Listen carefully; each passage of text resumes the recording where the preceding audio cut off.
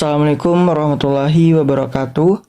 Sebelumnya perkenalkan, saya Musfarozi dengan NIM 2250801017111014. Jadi di sini saya akan mempresentasikan apa yang saya kerjakan itu terkait dengan DNA dan RNA atas dasar penyelesaian tugas pengantar bioteknologi kelas M04. Baik, di sini saya memiliki 4 topik pembahasan utama, di antaranya yaitu yang pertama ada DNA, yang kedua ada RNA, yang ketiga ada perbedaan DNA dan RNA, serta yang keempat dogma sentral. Masuk pembahasan utama, yang pertama itu DNA. Jadi apa sih yang dimaksud dengan DNA itu?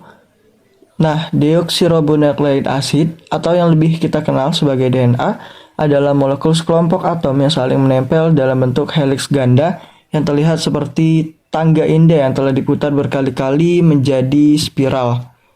DNA merupakan bahan kimia organik yang mengandung informasi genetik dan instruksi untuk sintesis protein yang terdapat kode etik yang menentukan karakter semua makhluk hidup. DNA adalah bagian penting dari reproduksi di mana keturunan genetik terjadi melalui pewarisan DNA dari orang tua kepada keturunannya. Nah, jadi pada dasarnya DNA ini adalah apa yang membuatmu terlihat seperti sekarang ini. Membahas tentang DNA helix ganda. Nah, saya akan menjelaskan mengenai struktur DNA rantai helix ganda. Secara struktural, DNA sendiri merupakan polimer nukleotida, di mana DNA tersusun atas gugus fosfat, gula pentosa yang bernama deoksiribosa, dan juga basa nitrogen. Polimer tersebut membentuk struktur double helix seperti yang saya sebutkan tadi, di mana kedua helix disatukan oleh ikatan hidrogen antara basa-basa yang ada. Nah, DNA ini sendiri tersusun atas dasar nitrogen adenin, guanin, timin, dan sitosin, di mana ditunjukkan oleh warna yang berbeda-beda, yaitu adenin ditunjukkan oleh warna hijau di slide PPT, timin ditunjukkan oleh warna ungu, sitosin ditunjukkan oleh warna merah, dan guanin ditunjukkan oleh warna biru. Nah, sedangkan apa yang ditunjukkan dengan warna kuning yang memiliki dua utas polinukleotida yang saling terhubung oleh ikatan hidrogen yang lemah. Itu yang disebut sebagai gugus fosfat. Dan juga terikat dengan gula pentosa yang namanya itu deoksiribosa. Baik, untuk selanjutnya menyinggung terkait dengan nukleotida. Sebelum itu saya akan menanyakan untuk perbedaan antara nukleotida dan nukleosida. Baik, secara dilihat melalui gambar, itu tampak berbedanya hanya di satu sisi, yaitu dari sisi gugus fosfatnya sendiri. Nah, secara definisi sendiri, suatu basa yang terikat dengan suatu gugus gula disebut dengan nukleosida, sedangkan nukleotida sendiri adalah satu nukleosida yang terikat dengan gugus fosfat. Nah, yang membedakan antara nukleosida dan nukleotida itu adalah di mana nukleotida itu memiliki gugus fosfat, sedangkan nukleotida. Nah, intinya yang membedakan antara nukleotida dan nukleosida itu di mana nukleotida memiliki gugus fosfat, sedangkan nukleosida tidak memiliki. Untuk selanjutnya, kita akan membahas mengenai bagaimana bisa suatu nukleotida berikatan dengan nukleotida lainnya. Nukleotida bisa berikatan dengan nukleotida lainnya itu melalui ikatan yang disebut dengan fosfodiester. Ikatan fosfodiester ini sendiri yaitu diantara OH di atom C nomor 3 dengan gugus fosfat dari nukleotida berikutnya. Kedua ujung oligonukleotida yang dihasilkan menyisakan gugus fosfat karbon nomor 5 nukleotida pertama dan gugus hidroksil di atom karbon nomor 3 nukleotida terakhir. Jadi hal itulah yang bisa menyebabkan suatu nukleotida berikatan dengan nukleotida lainnya. Baik, selanjutnya saya akan membahas tentang basa nitrogen dan pasangan basa. Basa nitrogen ini sendiri merupakan salah satu komponen yang berperan dalam struktur DNA. Seperti yang kita lihat di gambar, Basa nitrogen sendiri terbagi menjadi dua, yaitu purin dan pirimidin, di mana purin juga terbagi menjadi dua bagian, yaitu adenin dan guanin. Sedangkan pirimidin dibagi menjadi sitosin dan timin. Nah, apa sih yang membedakan antara purin dan pirimidin ini? Jadi, purin ini memiliki dua cincin, yaitu cincin 5 dan 6, di mana masing-masing cincin itu mengandung 2 partikel nitrogen, yang artinya purin sendiri memiliki 4 partikel nitrogen, sedangkan pirimidin itu hanya memiliki 1 cincin 6, yang 1 cincinnya itu memiliki 2 partikel nitrogen. Nah, dari sini kita dapat membedakan antara purin dan pirimidin dari jumlah nitrogennya, yaitu purin memiliki 4 partikel nitrogen, sedangkan pirimidin hanya memiliki 2 partikel nitrogen. Nah, apa sih yang dimaksud dengan pasangan basa itu sendiri? Jadi, pasangan basa ini sendiri merupakan ikatan antara dua basa nitrogen, yaitu antara purin dan pirimidin, di mana adenin berpasangan dengan timin dan guanin berpasangan dengan sitosin. Baik, kita masuk ke pembahasan selanjutnya, yaitu macam-macam DNA. Bisa dilihat di gambar, DNA sendiri itu memiliki 3 macam, yaitu A-DNA, B-DNA, dan Z-DNA. Nah, apa sih membedakan antara ketiga macam DNA tersebut? Jadi, A-DNA mempunyai 11 basa perputaran, lebih aktif dalam sel dibandingkan B-DNA. Sedangkan B-DNA mempunyai 1 basa perputaran, digunakan dalam replikasi RNA, dan Z-DNA mempunyai 12 perputaran dan digunakan dalam penerjemahan RNA. Jadi itulah yang membedakan antara ketiga macam DNA tersebut. Baik, selanjutnya kita masuk ke pembahasan mengenai RNA. RNA atau ribonucleic acid atau yang kita kenal sebagai asam ribonukleat merupakan makromolekul yang berfungsi sebagai penyimpan dan penyalur informasi genetik. RNA sebagai penyimpan informasi genetik, misalnya pada materi genetik virus, terutama golongan retrovirus. Sedangkan RNA sebagai penyalur informasi genetik, misalnya pada proses translasi untuk sintesis protein. Nah, RNA juga dapat berfungsi sebagai enzim atau ribozim yang dapat mengkalis formasi RNA-nya sendiri atau molekul RNA lain.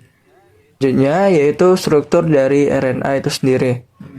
RNA tersusun atas nukleotida, di mana nukleotida tersusun atas gugus fosfat, gula pentosa yang bernama ribosa, dan juga basa nitrogen.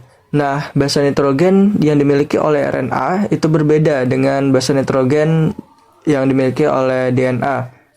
Basa nitrogen RNA terdiri atas adenin, guanin, sitosin, dan juga urasil. Nah, menyinggung terkait susunan nukleotida, untuk selanjutnya saya akan menampilkan nukleotida dan penyusunnya untuk menjadi gambaran. Baik, untuk selanjutnya saya akan membahas terkait dengan macam-macam RNA.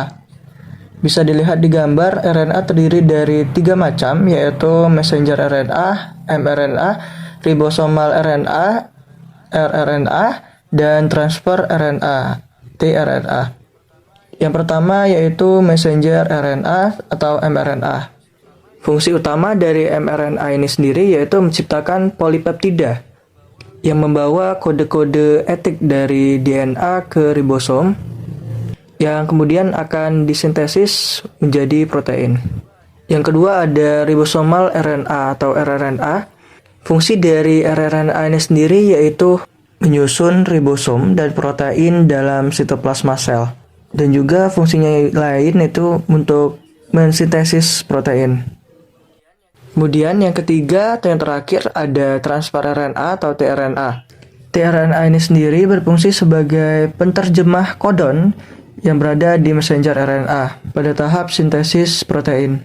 Dan juga tRNA ini berfungsi sebagai pengikat asam-asam amino yang akan tersusun menjadi protein dan yang akan diangkut ke ribosom. Baik, untuk selanjutnya saya akan membahas terkait perbedaan antara DNA dan RNA. Perbedaan antara DNA dan RNA terdapat di beberapa bagian. Yang pertama, secara umumnya yaitu rantai polinukleotidanya. DNA mengandung dua rantai polinukleotida yang saling terikat hidrogen yang kita sebut sebagai double helix, sedangkan RNA hanya tersusun atas satu rantai polinukleotida yang kita sebut sebagai single helix.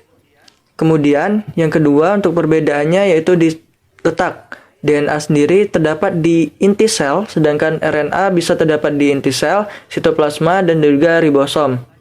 Selanjutnya, untuk perbedaan di gula pentosanya, DNA sendiri seperti namanya, DNA mengandung gula deoksiribosa, sedangkan RNA mengandung gula ribosa.